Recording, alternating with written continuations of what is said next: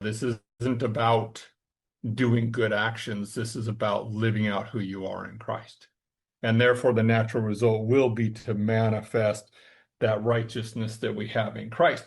But as soon as we try to do it through the law or through the flesh, try to make ourselves look good through the flesh, through what we're doing, our works, immediately the sin nature uses that and it brings us back under slavery and it starts producing the things we don't want to do.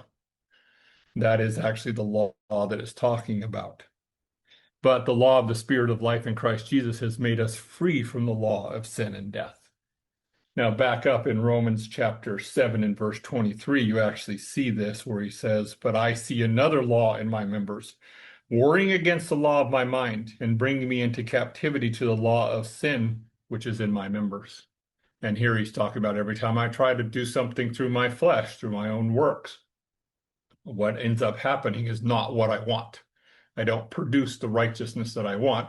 I end up, and Paul actually uses covetousness as an example. And remember, when it comes to the Mosaic law, the law does not deal with trespasses. It deals with actions.